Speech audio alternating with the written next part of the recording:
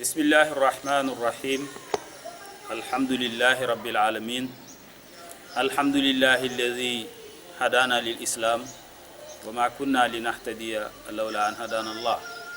والحمد لله الذي جعل الحمد مفتاحا لذكره وسببا للمزيد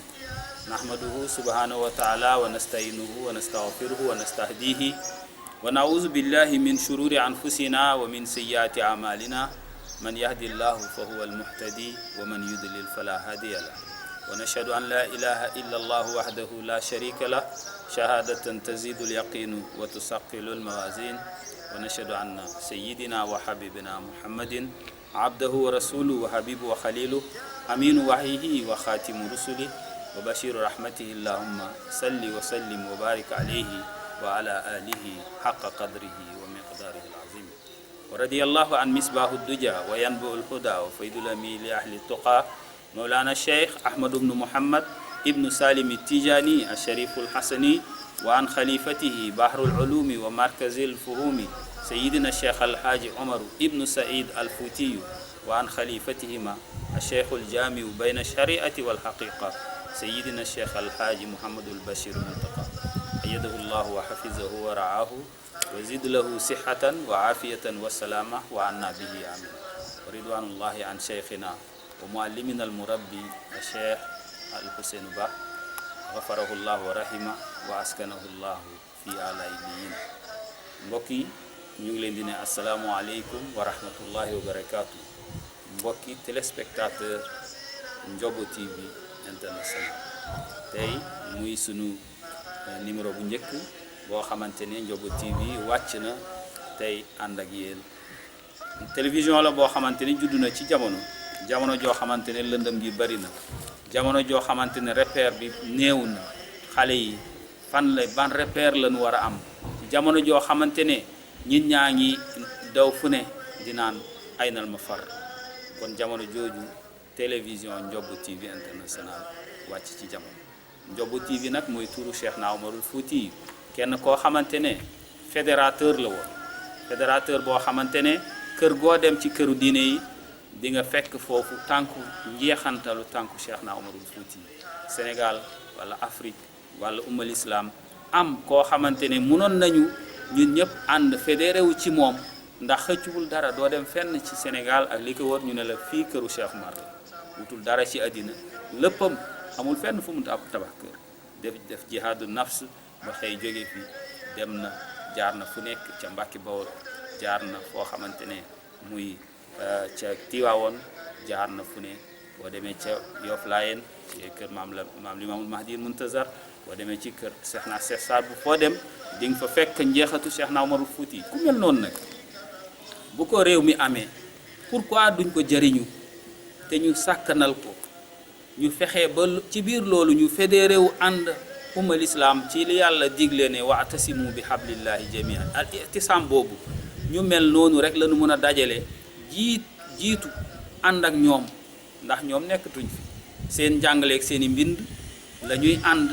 ku mel na koo xamante ne maam borom Tuuba borom qaalu li irkan li abwaabi sulatini taxus jawais kullu ma hiini wa qultu hasbi allah waktafaytu bihi walastu radin xayral ilmi wa diin mag ñooñu seen i njàngale seen i mbind lin fi bàyyi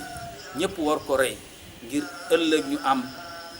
ndaw ñu baax ndaw ñoo xamante ne dinañ nekk ay exemple looloo tax Ndiobo TV international judd ñu bëgg a dundalaat loolu këru diine yëpp nag dinañ ci dem dëkk leen ay micro waxtaan ak ñoom ci li nga xamante ne dina gën a fédéré wu ummal islam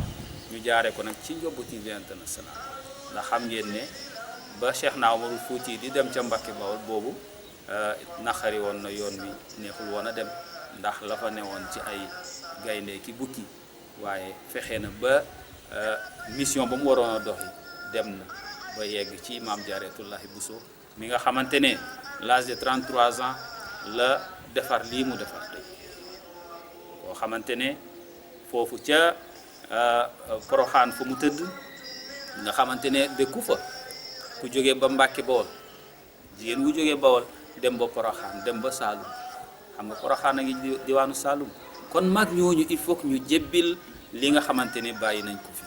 ndax loolu yëpp dafa nekkoon koo xamante ni moom it toppoon ndigal mag yu mel noonu li ko dal moo dal Adama Aysi di yaayu Cheikh na Umarul Fuuti nga xamante ne nekk na di julli ànd ak borom kilifaam muy Seydou Atoumane ñuy julli timis bukki bu ñëw na këf na xale ba moom mu ngay topp Seydou Atoumane ca julli ga ñuy ànd di jox yàlla la moom julli ga ñëw na mooy ki nga xamante ne moom la Cheikh Mar topp kooku bukkee ko fàdd bi mu paree borom këram muy Seydou Atoumane laaj ko xale wi doon jooy anamu mu ne ko bukki bi yóbbu na ko mu ne ko lu teewoon nga dàq bukki ba mu ne ko li la dal moo ma dal ndax man ñaar laa doon topp dama doon topp yàlla ci waxtoom wi bañ mu raw ma waaye dama la doon topp yow mii sama borom kër yaa ma jiite woon mag ñooñu repère boobu ñu am pourquoi pas ñu indi ko ci jamono yi ngir ñun tey ñu mën ko jëriñ ngir suñuy sët ñu mën ko jëriñ donc yu mel noonu tax Ndiobou TV juddu ci jamono ko ñëw nag war a am ay émission yoo xamante ne yu yaatu lay doon ci këru diine yëpp dinañ déplacé wu fépp fu kilifa nekk ñu seeti la encore it lépp loo xamante ne muy seeni programme yi war a jàll ba ngeen bëgg mu fës incha allah Ndiobou TV mu ngi leen di tàllal ay loxo ci jëflante boo xamante ne gu mucc ayib lay doon di ngeen contacter ay ñun ci adresse bii ngeen di seen ci suuf incha allah kon loolu ñu ngi leen di may rendez-vous incha allah ci Ndiobou TV international du ngeen am lu ngeen di rëccu incha allah télévision la boo xamante ne judd na ci jamono ànd ak yéen nag ci lépp loo xamante ne muy valeur ak jikko yu rafet incha allahu taala kon Ndiobou TV international dikk na ci jamono asalaamualeykum wa rahmatullahi wa barakatu